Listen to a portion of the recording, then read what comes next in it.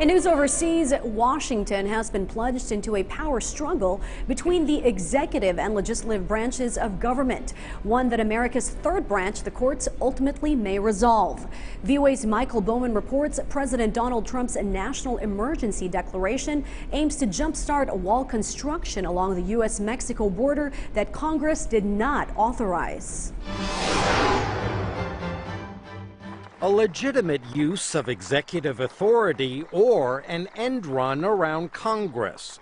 President Donald Trump told the nation a crisis situation compels him to act. So we're going to confront the national security crisis on our southern border because we have an invasion of drugs, invasion of gangs, invasion of people.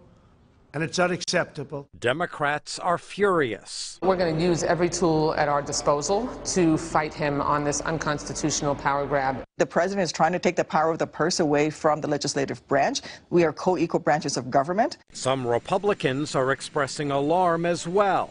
In a statement, Senator Thom Tillis said he does not believe a national emergency declaration is the solution and would create a new precedent a future Democratic president would undoubtedly utilize to implement their radical policy agenda while bypassing the authority of Congress. He's putting the security of the American people ahead of partisan politics, and I fully respect that. Some Republican lawmakers are applauding Trump's move. Securing the American border, stopping the criminal aliens, the known people with known terrorist affiliations, the trafficking of children, and the criminal narcotics, the deadly narcotics that are coming across our porous border. If that's not a national security, I don't know what is. Majorities are believed to exist in both houses of Congress to override the emergency declaration, but not Trump's expected veto of such a measure. Meanwhile, public policy groups are challenging Trump's action. The state of California is expected to follow suit.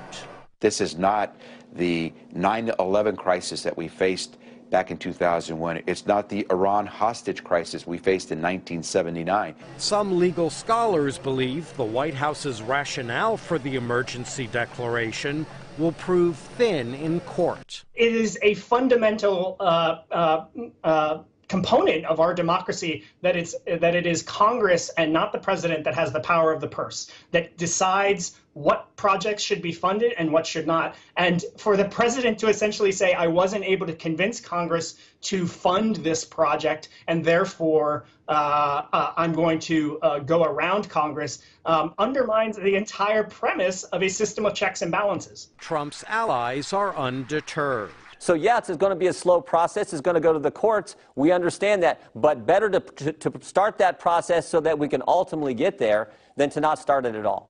Last week, Congress approved a package of measures to boost U.S. border security, including a fraction of the funds the president demanded for border barriers in the form of fencing, not a wall.